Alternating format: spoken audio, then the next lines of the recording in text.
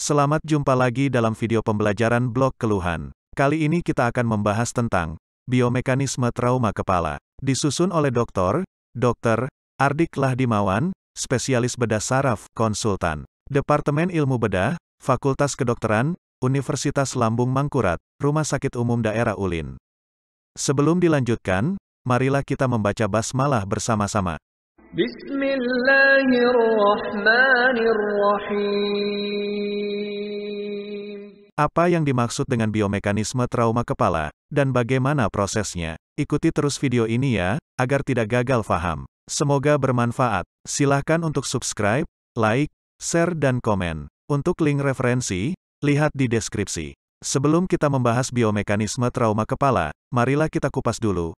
Apa yang dimaksud dengan istilah biomekanika? Biomekanika adalah istilah yang menggabungkan kata bio, yang berarti kehidupan, dengan bidang mekanika, yaitu ilmu yang mempelajari aksi gaya, di mana sangat erat kaitannya dengan ilmu fisika.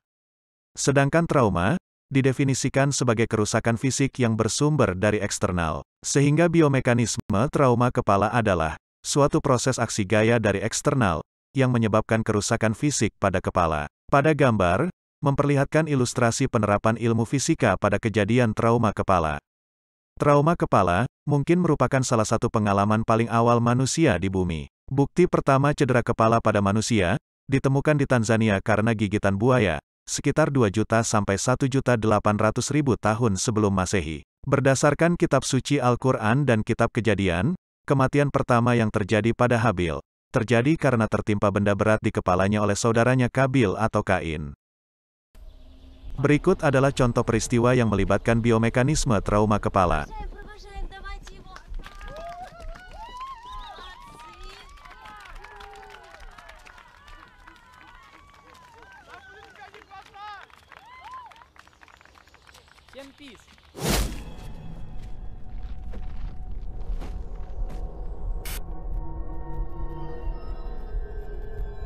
Sepanjang sejarah kehidupan manusia, lesi pada kepala mencakup semua jenis luka tumpul dan tembus di kepala. Lebih sering terjadi pada aktivitas pekerjaan, seperti tulisan dalam papirus yang dilaporkan oleh Edwin Smith tentang pekerja piramida Mesir, atau konflik dan pertengkaran seperti pada Goliat dan konfrontasi David, atau para gladiator yang dikelola oleh Galen.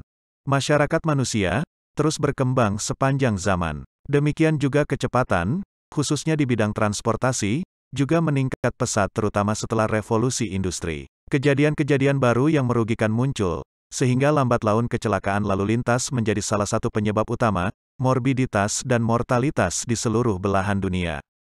Pada trauma kepala, energi yang ditransmisikan ke kepala, tergantung pada karakter fisik zat penyebab, termasuk kepadatan, ukuran, kecepatan, dan durasi loadingnya. Durasi loading penting untuk menggambarkan tingkat kerusakan.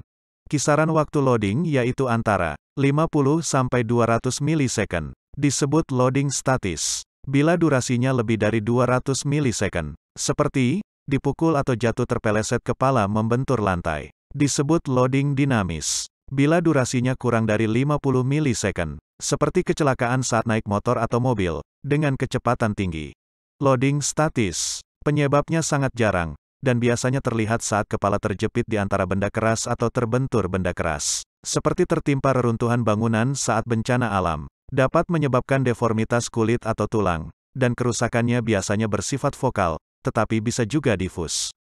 Beban tumbukan umumnya memberikan efek vokal, yaitu dapat mengakibatkan cedera pada jaringan, dari tingkat kulit hingga jaringan di bawahnya. Beratnya kerusakan tergantung pada luas permukaan, kepadatan, ukuran, dan kecepatan beban. Sedangkan efek difus terjadi bukan akibat efek langsung dari tumbukan, tetapi lebih dikarenakan proses sekunder akibat tumbukan.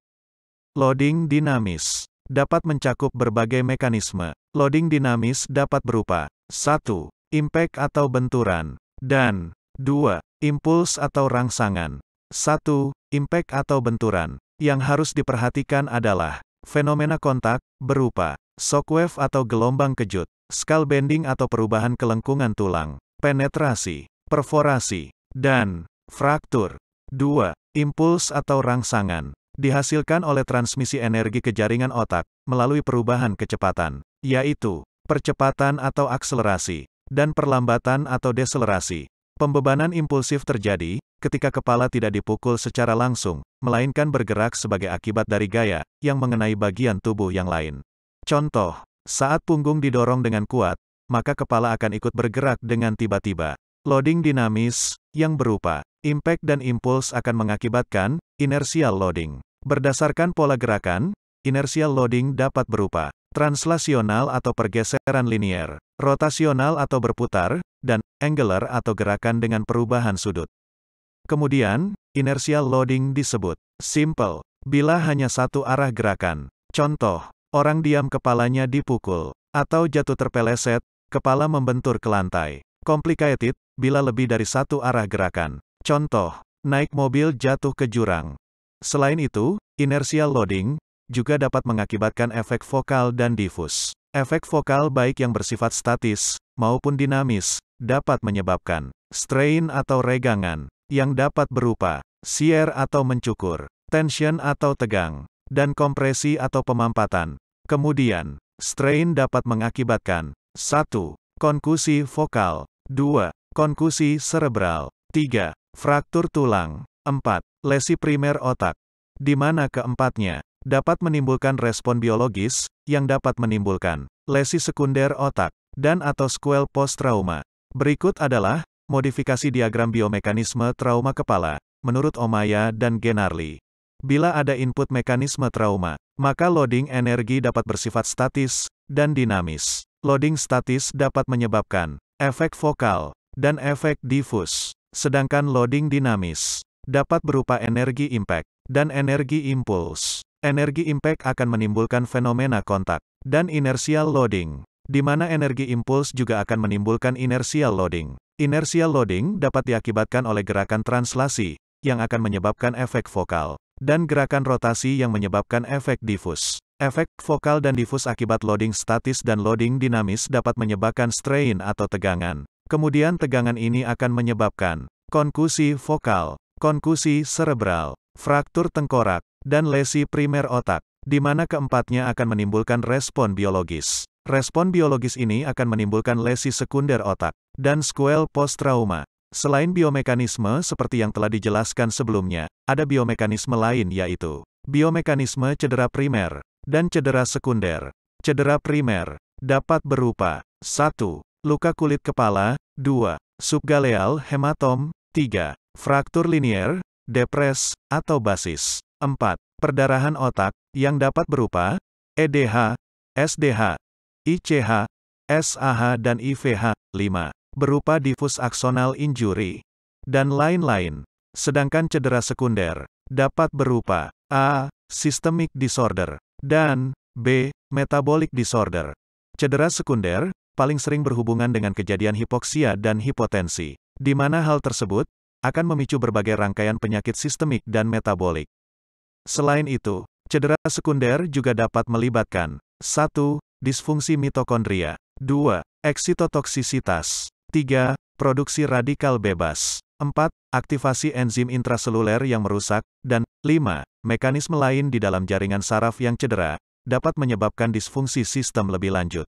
Sekian pembahasan kita kali ini. Tetap tenang dan ucapkan Alhamdulillah. Terima kasih atas perhatiannya. Sampai jumpa di video berikutnya. Salam Kampus Bungas. Akhir kata, wassalamu alaikum warahmatullahi wabarakatuh.